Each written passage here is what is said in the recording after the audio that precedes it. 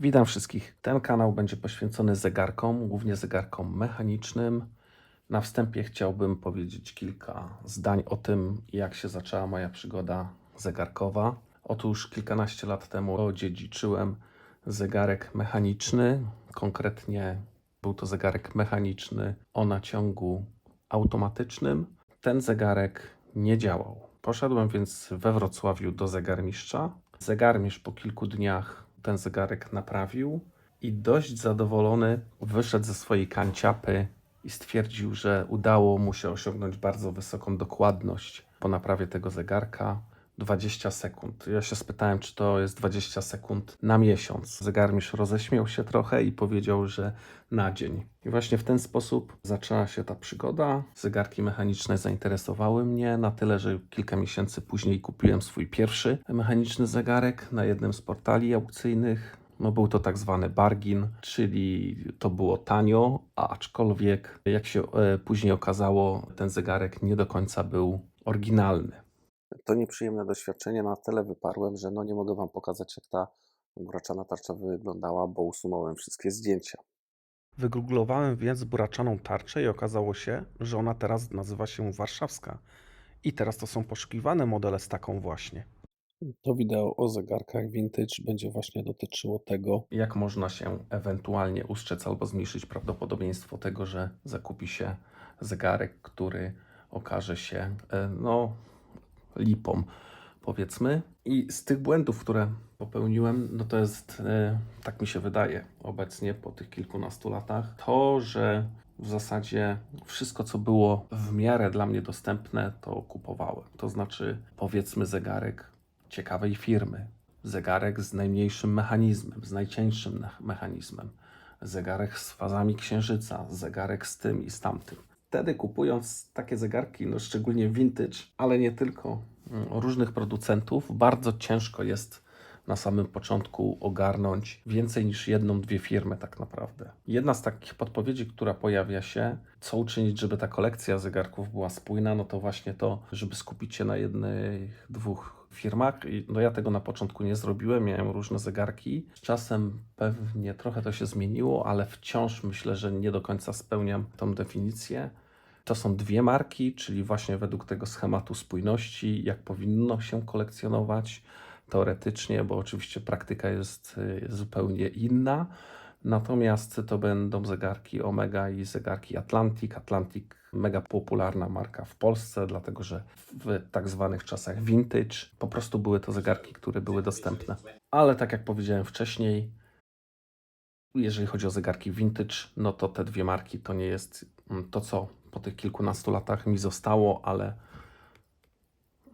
tutaj na boku jeszcze jest kilka innych vintage i gdzieś pewnie w szufladach jeszcze kilka by się znalazło. Także tak jak powiedziałem wcześniej, głównie kolekcjonuję albo inaczej zbieram zegarki mechaniczne, aczkolwiek nie tylko.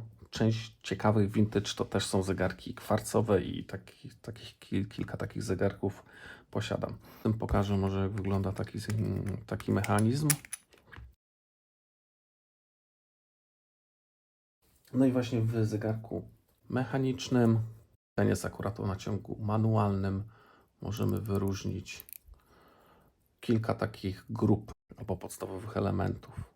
To znaczy pod tym kołem znajduje się bęben z sprężyną. Sprężyna jest magazynem energii kinetycznej w takim zegarku i później przez mechanizm przekładni chodu ta energia jest transmitowana na koło balansowe. Koło balansowe jest wyposażone w sprężynę balansu, inaczej mówi się na to włos, i w momencie, kiedy ta energia kinetyczna jest przekazywana, koło balansowe rotuje w jedną stronę, dzięki włosowi po chwili wraca, ale w tym momencie, kiedy wykonuje ten ruch w jedną stronę, cała przekładnia chodu jest zablokowana, w związku z tym energia nie jest stracona i wykonuje także ruch w drugą stronę, czyli trochę tak jak z wahadłem.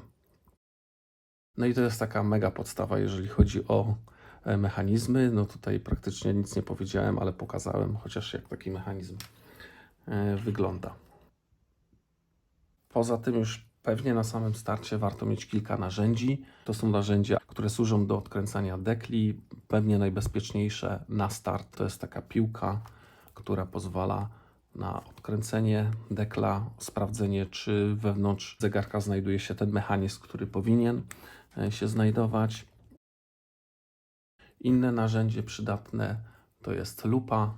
Jedno i drugie narzędzie nie należą do zbyt drogich i warto na pewno wyposażyć się w takie narzędzia, aczkolwiek później tych narzędzi będzie więcej.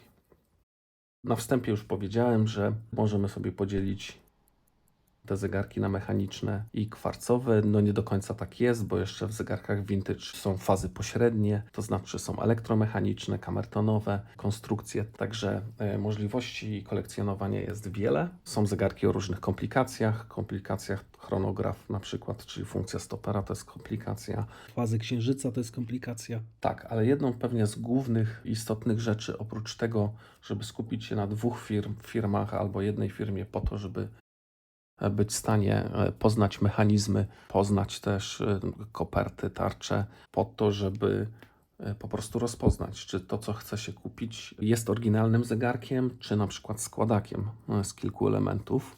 Ale oprócz tego jeszcze istotną rzeczą w kolekcjonowaniu starych zegarków albo zegarków vintage jest coś, co być może nie zawsze widać na pierwszy rzut oka na aukcjach albo serwisach zakupowych. To znaczy wielkość tego zegarka.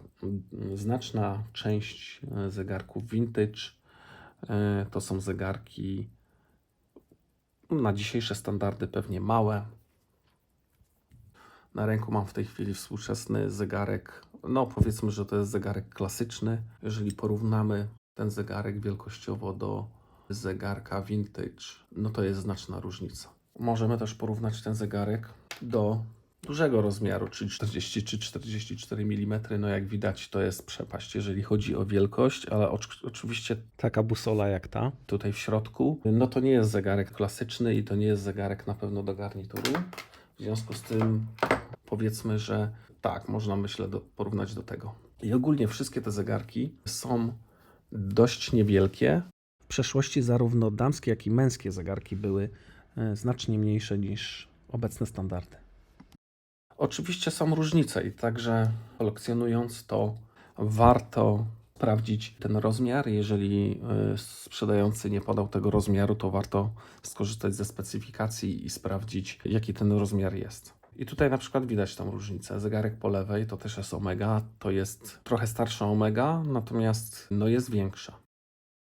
Pierwszy udany zegarek, który zakupiłem, to w pełni oryginalny Glashütte Specmatic. Kupiłem go w 2005 roku na targu Staroci w Żarach. Ten zegarek zacinał się, w związku z tym poszedłem do jednego ze znanych wrocławskich zegarmistrzów po to, żeby dowiedzieć się, ile będzie kosztowało czyszczenie takiego zegarka. To jest 150 zł. Wydawało mi się, że to jest dużo. W związku z tym postanowiłem skorzystać z informacji na forach zegarkowych i samodzielnie wyczyścić ten zegarek. No, drugi raz nie podjąłbym się, na pewno wtedy tej czynności. Zajęło mi to 2 dni. Czyszczenie skończyło się powodzeniem, ten zegarek dalej działa, aczkolwiek no, na start myślę, że nie polecam. Zaczynać naukę czyszczenia zegarka od skomplikowanego i wartościowego modelu. Ten mechanizm jest dość skomplikowany, w zasadzie wszystkie elementy mieszczą się na jednej płycie. Tak jak powiedziałem wcześniej, bardzo często jeżeli chodzi o stare zegarki, które mają kilkadziesiąt lat, no nie wszystkie elementy w takim zegarku są oryginalne. Często wymieniano tarczę, koronkę, nawet cały mechanizm czy kopertę. W związku z tym po wielu latach z takiego zegarka może powstać składak, który zawiera elementy oryginalne części danej marki, na przykład Omegi, aczkolwiek no, z fabryki nigdy taki zegarek nie wyszedł. Tu nie mamy takiej sytuacji. Wszystkie elementy tego zegarka są oryginalne. Tarcza, koperta, wskazówki, koronka, mechanizm. Jest to Omega o naciągu manualnym. Szkło hesalitowe, czyli plastikowe. Koronka jest sygnowana. Jest to zegarek na pasku z mechanizmem in-house 265. W takim zegarku elementów do sprawdzenia jest całkiem sporo, dlatego istotne jest, aby korzystać z katalogów dostępnych w internecie i innych opracowań, w których można sprawdzić być może nie wszystkie, ale większość zegarków po numerze referencyjnym, jak powinny wyglądać.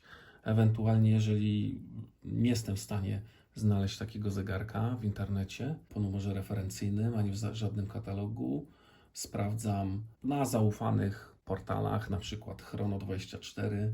Jeżeli jest kilka takich zegarków o tym samym numerze referencyjnym, no to po prostu porównuję mój albo ten, którym jestem zainteresowany kupnem, z tym, który jest na takim portalu. Oczywiście to nie jest metoda taka wprost, tylko to jest metoda porównawcza, w związku z tym ona też jest obarczona wadą, że te, które oglądam, mogą mieć także niektóre elementy nieoryginalne z jakichś powodów, aczkolwiek no, da się w ten sposób to zrobić.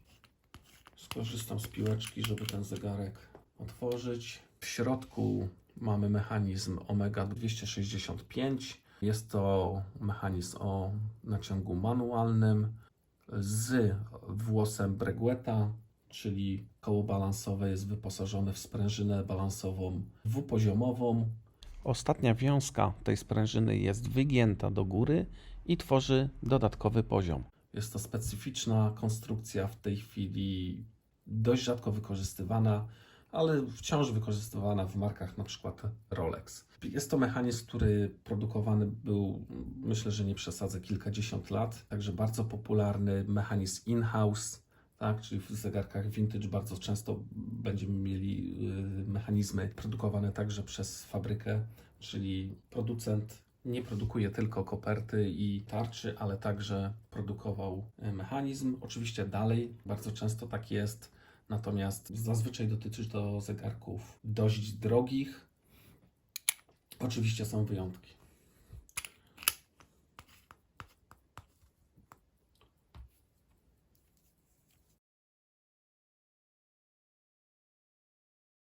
Kolejny zegarek to także Omega i tutaj właśnie jest przykład, że nie wszystko tutaj jest prawdopodobnie tak, jak powinno być. Kupiłem ten zegarek na aukcji internetowej. Jeżeli chodzi o kopertę, koronkę, to są to oryginalne elementy. Szkiełko w tym modelu jest hesalitowe, czyli plastikowe. Nie jest oryginalne, ale to jest typowe, że w tak wiekowym zegarku te szkiełka nie są oryginalne często. Jeżeli chodzi o mechanizm, także jest to oryginalny mechanizm. Omega 286. Tarcza prawdopodobnie pochodzi z innego modelu, który różni się, jeżeli chodzi o numer referencyjny, niewiele, natomiast ten zegarek nie powinien mieć napisu Seamaster w tej kopercie i z tym mechanizmem. Powiedzmy, że wygląd tej tarczy, porównując to z katalogiem i też z tym, co jest dostępne na aukcjach internetowych, to taki model może się zdarzyć, natomiast w przypadku Omegi jeszcze dodatkowym problemem jest to, że tych wersji tarcz było multum. W związku z tym to nie jest tak, że mamy kilka modeli z lat 60. i kilka tarcz. Tego jest dużo więcej. W związku z tym nie do końca jest ta pewność. Poza tym większość Seamasterów ma też z tyłu logo konika morskiego. Natomiast to nie jest tak, że wszystkie mają. Były takie modele, które nie miały. Poza tym takie logo to nie zawsze było głębokie rzeźbienie, ale bardzo delikatny frez, a tutaj widać, nawet myślę na tej kamerce widać pod niektórymi kątami, że tutaj było szlifowanie tego dekla, czyli pokrywki. Natomiast no, w momencie, kiedy popatrzy się na numer referencyjny wewnątrz dekla, to z dużym prawdopodobieństwem tutaj napisu Seamaster nie powinno być, aczkolwiek nie jestem na 100% pewien, bo w katalogu zdarzają się także błędy. Nie mówię, że to jest błąd, ale jest to mało prawdopodobne, ale być może rzeczywiście akurat no, z jakiegoś powodu taki zegarek był kupiony z taką tarczą oryginalnie, natomiast wydaje mi się, że nie, że tutaj w jakimś momencie tarcza została wymieniona. Także to jest jeden z tych przypadków, kiedy no, wpływa to na pewno na cenę. Taki zegarek wciąż można sprzedać, natomiast on nie ma takiej wartości kolekcjonerskiej, gdyby taki, który byłby rzeczywiście tym Seamasterem od początku. Kolejny o zegarku, tutaj już nie mamy tyle problemów. To jest Omega o referencji 135012. To jest Omega Seamaster 600. trochę późniejszy model. Tutaj większość elementów jest oryginalna, nie jest oryginalna koronka. Nawet to widać, że ma trochę inny odcień złota. Ja w tym zegarku myślę, że tą koronkę wymienię, dlatego że mam taką koronkę dostępną. Natomiast no, nic nie robiłem od zakupu z tym zegarkiem i na pewno nie będę nic robił z tarczą. Zastanawiam się w związku z tym, że już wykonywałem złocenia w kilku zegarkach, które mam też odpowiednie narzędzia do tego, żeby wykonać złocenie, to zastanawiam się, czy go nie odnowić, dlatego że być może na filmie to nie widać, ale tak naprawdę on jest dość mocno zjedzony. Z drugiej strony też tutaj w tym modelu to, co wcześniej mówiłem, widać, czyli logo konika morskiego jest bardzo delikatnym frezem, także jeżeli ktoś by przez lata ostro szlifował ten zegarek, no to tutaj by nic z tego nie zostało loga. Zajrzymy do środka, żeby sprawdzić, czy na pewno ten zegarek wyposażony jest w ten mechanizm, który jest zadeklarowany no i na tarczy i na tej aukcji, której kupiłem, to tak, to jest to. Oczywiście zawsze mogło być tak, że ktoś wymienił mechanizm, wymienił kopertę albo tarczę do modelu pasującego. Nie zawsze będzie to widać, chociaż nieraz tak, jeżeli któryś z elementów jest znacznie bardziej zużyty niż inne, no to można się domyśleć, że coś było wymieniane. Aha, i jeszcze istotna rzecz, w momencie kiedy decydujemy się na taki zegarek vintage, to często na drugiej stronie dekla zegarmistrz, który wykonywał konserwację, czyszczenie, umieszcza adnotację o tym, że taka naprawa została wykonana, o, na przykład tu. Na tym deklu jest 6 takich adnotacji, zegarek jest mniej więcej z pewnie początku lat 50., w związku z tym ktoś dbał o ten zegarek. Dbał, ale to nie znaczy, że ten zegarek, który kupiłem, był bez wad. I to jest kolejna rzecz, na którą trzeba zwrócić uwagę kupując, tak, czyli powiedziałem już o tym, że mogą zdarzyć się składaki, ale oprócz tego, że mogą zdarzyć się składaki, to bardzo często kupujemy zegarki, które nie były serwisowane nawet latami. Jeżeli nie były serwisowane latami i leżały w szufladzie, to one się same nie zepsują. Ewentualnie mogą przestać działać, dlatego że smary, oleje, które są użyte, spowodują, że ten mechanizm już nie będzie smarowany, tylko po prostu ten olej i smar zamieni się w brud i potencjalnie zablokuje ten mechanizm. Także to nie jest tak, że nieruszany przestanie działać, może dalej przestać działać, jeżeli był w szufladzie i jeżeli na aukcji jest napisane, że był w szufladzie, to nie znaczy, że on będzie działał, ale mało prawdopodobne, żeby się sam zepsuł. To znaczy, to nie będzie tak, że sprężyna się zepsuje, koło balansowe, coś tam od niego odpadnie, albo kamienie się zużyją, no bo po prostu nie działał. Natomiast jeżeli nie był serwisowany i ktoś używał go, no to w takim mechanizmie, tak jak tu, w tym pierwszym, po tym jak ten zegarek otrzymałem, to on w takiej pozycji, tak jak teraz, praktycznie przestawał działać. To znaczy, tu widać, że koło balansowe bardzo szybko wykonuje oscylacje, no tak jak mniej więcej powinno wykonywać, z taką częstotliwością i odchyla się mocno. Natomiast ten zegarek, jak go właśnie tak po zakupie umieściłem tarczą do dołu, no to koło balansowe ledwo ruszało się. Natomiast jak odwróciłem zegarek, to zaczynało pracować prawidłowo. Co się okazało, oś balansu była zużyta. Być może był to naturalny proces, być może w ostatniej fazie korzystania intensywnego z tego zegarka jednak nikt nie konserwował prawidłowo tego mechanizmu. W związku z tym tutaj po zakupie od razu była potrzebna wymiana osi balansu.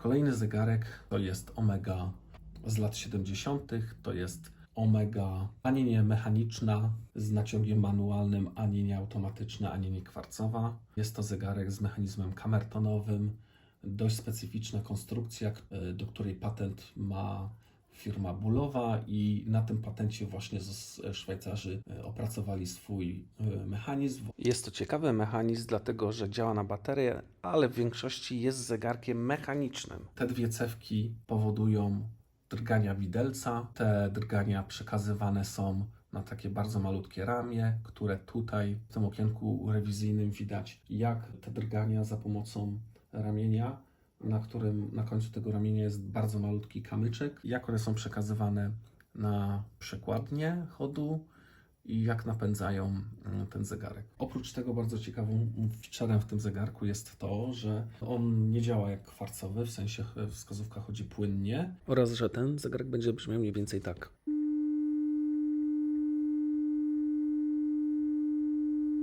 W przypadku tego zegarka wszystko jest oryginalne.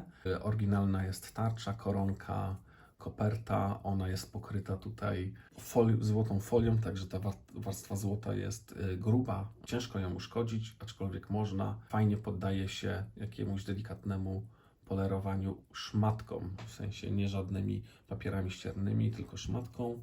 Jeszcze jedna rzecz a propos mechanizmu. No już go skręciłem, ale jeszcze raz go rozkręcę.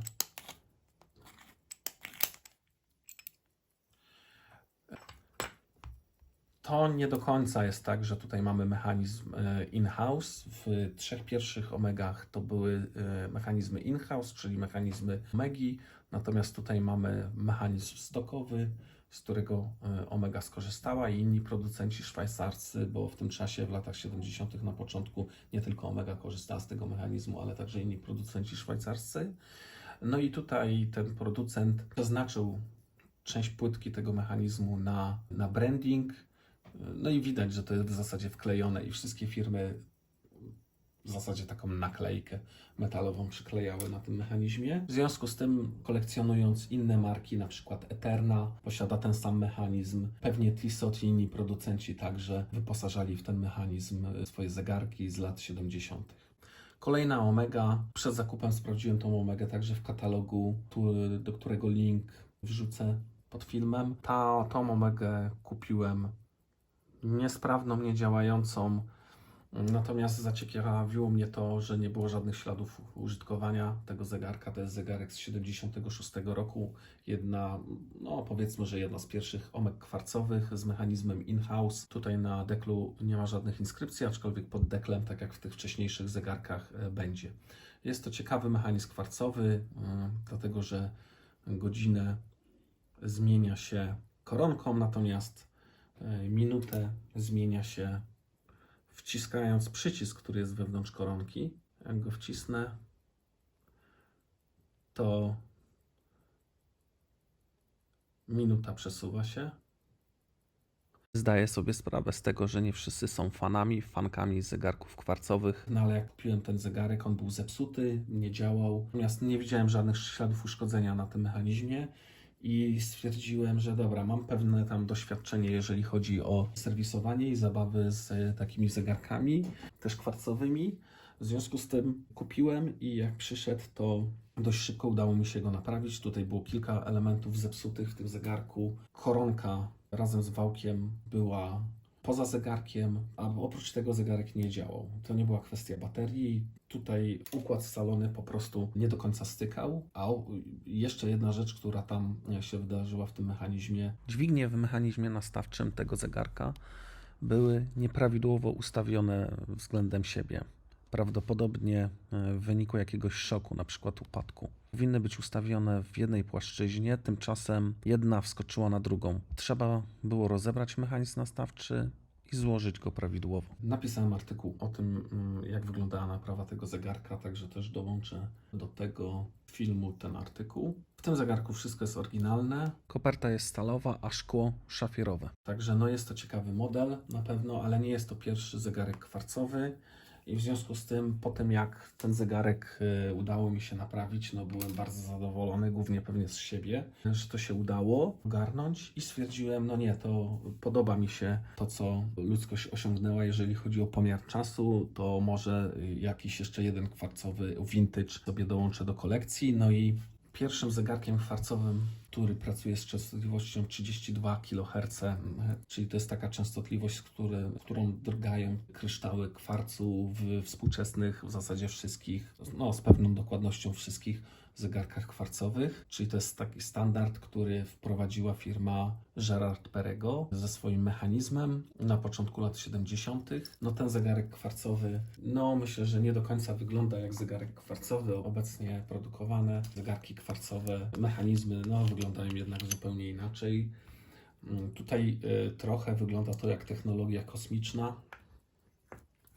No nie był to najtańszy mechanizm produkcji wtedy. Gerard Perego wykorzystał dopiero co w zasadzie skonstruowany układ Motorola. To jest ten tutaj układ, który odczytuje sygnały z kwarcu, w sensie ten kwarc drga sobie z częstotliwością 32 kHz. Dlaczego drga? Dlatego, że jest podane z baterii na kwarc napięcie i to powoduje zmianę napięcia. 32 000 razy na sekundę to napięcie się zmienia. Ten układ scalony to jest w zasadzie dzielnik częstotliwości, czyli na wejściu dostaje częstotliwość z tego kwarcu 32 kHz i kolejne stopnie tego dzielnika zmniejszają tę częstotliwość, aż dochodzimy do, powiedzmy, jednej zmiany na sekundę. Ten impuls jeden raz na sekundę steruje silnikiem. Tutaj ten silnik to jest osobny element. Steruje silnikiem, który napędza przykładnie chodu. W porównaniu do dzisiejszych mechanizmów kwarcowych współczesny wygląda mniej więcej tak. Oczywiście nie wszystkie, ale powiedzmy, że multum tych kwarców wygląda w tej chwili tak jak ten tutaj mały. Po tym jak Gerard Perego skonstruował ten mechanizm, to jest to mechanizm in-house, ale podzielił się z firmą Jaeger LaCoulture. To też jest bardzo znana i słynna manufaktura szwajcarska.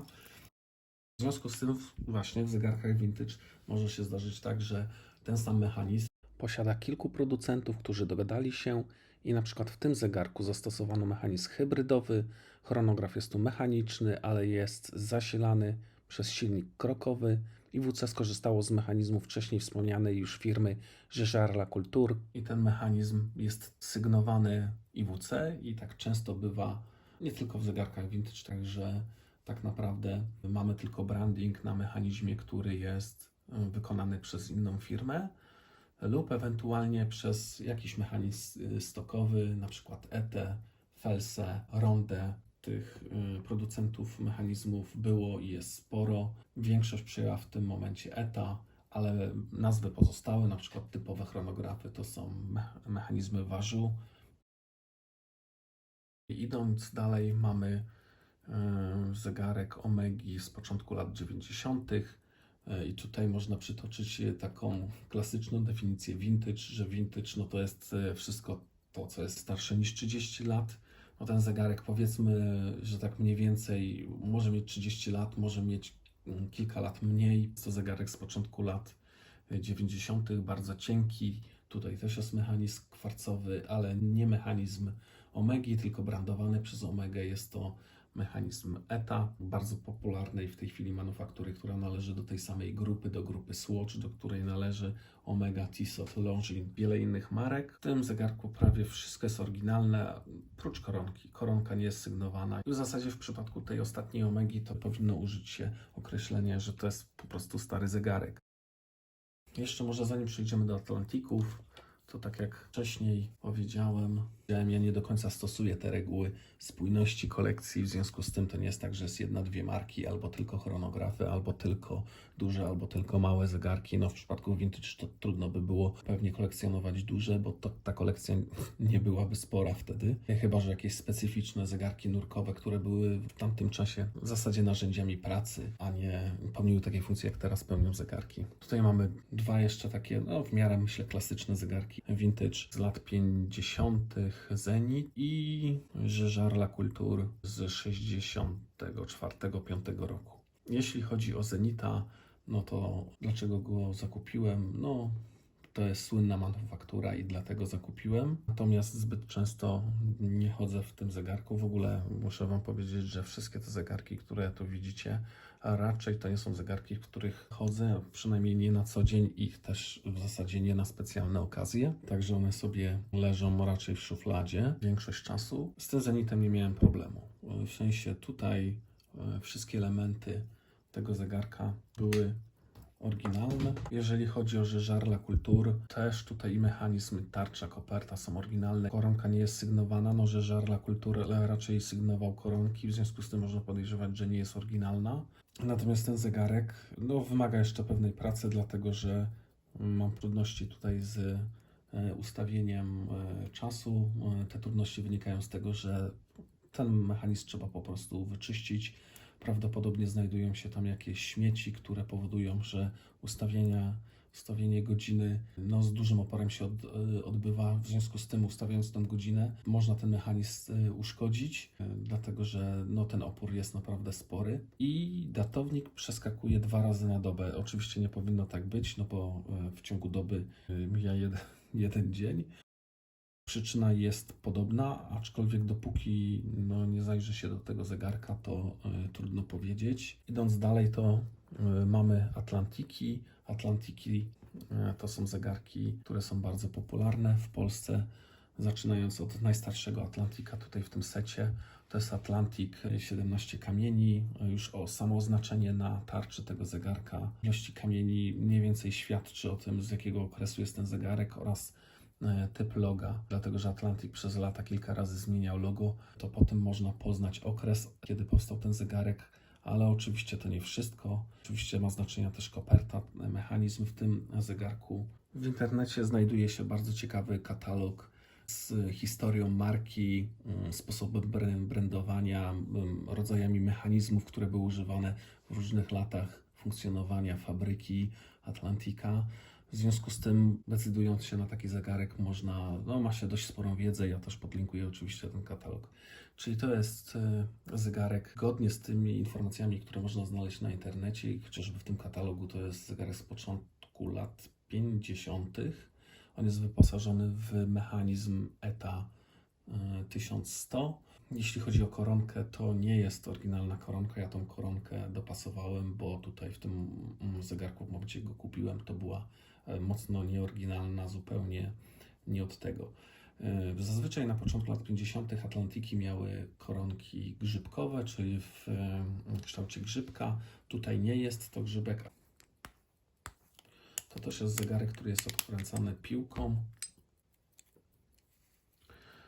ETA tutaj w tym modelu jest, zresztą tak jak w innych Atlantikach, sygnowana. Ten zegarek działa całkiem sprawnie. On jest jeszcze przed czyszczeniem, nie czyściłem go, także nakręcam go rzadko, czeka na swoją kolejkę do czyszczenia.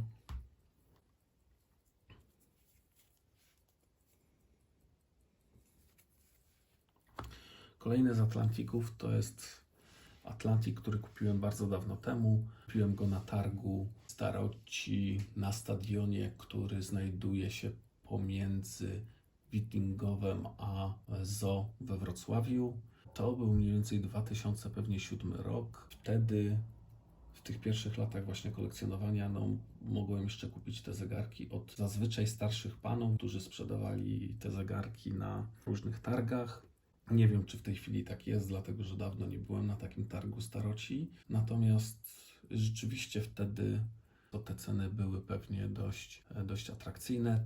Ten Atlantik pochodzi pewnie z końca lat 50. To jest Atlantik Worldmaster Super Deluxe, tak zwana patelnia. Jak na tamte czasy jest to zegarek naprawdę sporych rozmiarów. W zasadzie ma taki rozmiar jak współczesny zegarek. Może w trakcie odkręcania dodam, że styl czcionki loga na tarczy jest identyczny z tym na deklu, co jest dobrą informacją, jeśli chodzi o oryginalność tych elementów. Jeśli chodzi o mechanizm, jest to mechanizm także sygnowany Atlantik Super. Zobaczmy może, czy są jakieś oznaczenia. Często w okolicach balansu znajduje się oznaczenie modelu mechanizmu. Widać symbol. Ten symbol także można sprawdzić w katalogu, który podlinkuję, historii i modeli zegarków Atlantik. Oczywiście do innych manufaktur także istnieją różne opracowania, z których można korzystać, sprawdzić, jakie były wykorzystane mechanizmy, które firmy produkowały mechanizmy, w jakim okresie, jak one były oznaczane, czy firma brandowała mechanizmy, czy po prostu wsadzała do kopert stokowe, czyli bez żadnych oznaczeń firmy. I ostatni z zegarków to jest także Atlantik, czyli mamy tutaj właśnie ten podział na dwie marki. Wcześniej były Omegi, teraz Atlantiki. Piękna tarcza o pięknym kolorze, oczywiście to jest kwestia gustu, natomiast ten zegarek jest w idealnym stanie. No trochę go tutaj zaciapałem palcami, ale jak go trochę przetrę szmatką do zegarków, to zobaczymy, że rzeczywiście tu nie ma żadnych rys. Jest to zegarek z końca lat 60. Jak to jest możliwe, że nie ma rys? No oczywiście mógł zostać odnowiony, ale często jak zegarki są vintage odnawiane, to widać to po kopercie, że ta koperta jest lekko zaokrąglona, troszkę kształtem różni się od oryginału. Oczywiście w zależności od tego, jak zostało wykonane to odnowienie, dlatego że zegarki Atlantika w znacznej części nie były wykonane z stali, Tylko był to chromowany stop metali, co obniżało koszty, ale zmniejszało odporność. Teraz na aukcjach internetowych widzę, że zmieniono trochę technikę. Dwa podejścia pojawiają się. Bardziej profesjonalna odnowa ubytków w kopercie, dolutowanie albo dospawanie. Raczej myślę, że to jest dolutowanie brakujących fragmentów i później dopiero szlifowanie i chromowanie. No to wtedy rzeczywiście ta koperta nie zmienia odnowiona kształtu. Lub stosuje się też w przypadku Atlantików, szczególnie to widzę, taki zabieg, że prawdopodobnie tutaj mamy po prostu nową kopertę, tę nową tarczę, jedynie mechanizm jest stary. Jest to mechanizm FHF 969 z końca lat 60. Natomiast prawdopodobnie wszystko w tym zegarku inne jest nowe, albo pochodzi ze starych zapasów, albo może jest gdzieś produkowane. Napisy na deklu wchodzą na mocowanie klucza do odkręcania. Według mojej oceny to nie jest oryginalny dekiel, co stawia pod znakiem zapytania całą kopertę. Podsumowując, Pierwsza omega, wszystko jest ok. W drugiej prawdopodobnie wymieniona tarcza. Trzecia koronka. Aha, no i pierwszy zegarek. wymieniłem tutaj oś balansu. Były jeszcze pewne problemy do rozwiązania z geometrią włosa. Kolejna to jest omega z mechanizmem kamertonowym. Ona rzeczywiście była w pełni sprawna, jest w pełni sprawna. Kolejna to jest zegarek, który naprawiałem. Kolejna to jest omega z lat 90., czyli powiedzmy na skraju vintage. Dalej mamy 3 Atlantiki i pewnie co najmniej jeden z tych Atlantików to jest taka, nazwijmy to, wersja mocno odnowiona, czyli no trudno, żeby zegarek, który ma 50 lat, wyglądał idealnie. Nawet gdyby był w szufladzie, to powinien mieć oryginalne metki i pewnie i tak by było widać jakieś ślady na tarczy w związku z upływem czasu. W związku z tym, jak widzicie takie zegarki, no to może być składak, albo to może być po prostu wymiana tak naprawdę większości tego zegarka i zostaje tylko koperta.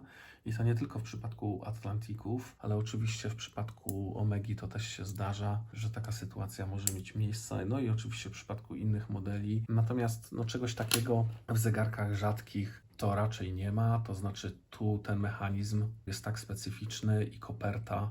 Tutaj ciężko by było podmienić tą kopertę na coś innego, aczkolwiek Gerard Perregaux kilka lat wcześniej, czyli nie na początku lat 70., kiedy powstał ten zegarek, a pod koniec lat 60., produkował wersje jeszcze mechaniczne w bardzo podobnej, może nawet tej samej kopercie, natomiast no, są to zegarki rzadkie, także raczej nie jest tak jak w przypadku Atlantików, że w wielu serwisach i internetowych, i sklepach internetowych, i zegarmistrzowskich hurtowniach można kupić po prostu całe kopertę i tarczę. W związku z tym, no oczywiście można to wykorzystać w momencie, kiedy się szuka taki zegarek i zastanawia się nad jego oryginalnością, no to bardzo ciężko jest podrobić albo zamienić ten mechanizm, który Wam pokazałem. Po prostu no musi to być raczej oryginalny, bo nikt takiego mechanizmu nie wykorzystywał oprócz Gerard Perregaux, Jaeger LaCoulture i jeszcze jednej firmy. Duże ryzyko to są bardzo popularne kolekcjonerskie marki. Właśnie w Polsce to jest Atlantik, oczywiście nie tylko, ale Atlantik. na świecie to jest między innymi Omega i tutaj no, bardzo dużo min czeka na kolekcjonerów. Oprócz tego, że w zegarku może znajdować się nieoryginalna tarcza, często w zegarkach vintage bywa tak, że po prostu ta tarcza była odnowiona. I nieraz widać, że ta tarcza jest odnowiona. To znaczy, jeżeli w takim starym zegarku mamy tarczę, która ma idealnie biały, dosłownie jak umywalka, kolor i często powiększone napisy, w sensie dużo większe niż na tym zegarku, albo jeśli mamy przestawiony napis Omega względem loga Omegi, bardzo często to się zdarza, że ten napis jest trochę niżej, że jest przesunięty, albo jest po prostu pod lupą widoczne, że ta farba no, nie jest dokładna, albo jest dużo większa, to prawdopodobnie tarcza była malowana. Firmowe tarcze, no, ten proces malowania jest dość skomplikowany, jest wiele tarcz, jest wiele warstw, które zapewniają ciekawe efekty wizualne w momencie, kiedy patrzymy na tę tarczę. Załamywanie się promieni, efekty laserunku, czyli trochę tak jak w malarstwie olejnym, no jest bardzo przestrzenna w oryginalnym zegarku. Natomiast jak została pomalowana na biało i wygląda jak umywalka, ta biel i jeszcze w połączeniu z zbyt dużymi napisami, no to znaczy, że była malowana. Czyli nie zawsze jest tak, jak w tym modelu, że tutaj prawdopodobnie zastosowano od Omegi, ale od innego modelu tarczę, tylko po prostu nieraz tą tarczę się odnawia i w zależności jak to zostanie wykonane, to widać. Także na pewno warto konsultować takie zegarki z jakimś referencyjnym zegarkiem, z katalogiem. No nie zawsze te obrazki w katalogach są wysokiej jakości, w związku z tym trzeba też popatrzeć na jakichś zaufanych portalach po numerze referencyjnym, jak ta tarcza wygląda. Najlepiej mieć to w dobrej rozdzielczości i pod różnymi kątami. A właśnie, i tu a propos tej tarczy, też być może odległość pomiędzy logiem a napisem Omega jest za duża, aczkolwiek tutaj nie mam tej pewności, czy po prostu ta tarcza została odnowiona i ktoś dodał napis Seamaster, czy po prostu została wymieniona. Wracając jeszcze na chwilę do tego zegarka, no to właśnie w zegarkach vintage no, konstruktorzy dążyli do tego, żeby mechanizmy były jak najmniejsze, żeby te zegarki były też tak jak najmniejsze. No i w tym momencie ten zegarek wygląda na moim nadgarstku trochę tak, jakbym zabrał dziecku z komunii, ale to i tak nie jest najmniejszy zegarek vintage męski, który można kupić. Natomiast po wielu latach producenci mieli inny problem. W tym tutaj dużym zegarku zastosowano powiększoną wersję mechanizmu ważył 7750 po to, żeby w związku z wielkością tego zegarka tarcze chronografu nie były zbyt blisko siebie. No i w tym celu ten mechanizm, słynny mechanizm chronografu ważył 7750 po prostu powiększono. To nie jest ważył 7750, aczkolwiek to jest jego odpowiednik, tylko przeskalowany wielkościowo, żeby pasował do wielkich kopert XXI wieku. Aczkolwiek ta tendencja już trochę się zmienia. Takie duże zegarki powoli zastępują mniejsze, pojawiają się znów zegarki vintage, może nie takie konkretnie klasyki, ale zegarki vintage wracają w modelach, które ostatnio pojawiają się na rynku. Dziękuję za uwagę. Kolejne zagadnienia, które chciałbym poruszyć, to szwajcarskie chronografy lub rodzaje mechanizmów w zegarkach, albo moje największe sukcesy i porażki w hobbystycznym serwisowaniu zegarków. Dajcie znać w komentarzach, które z tych tematów mogą być interesujące. Dzięki.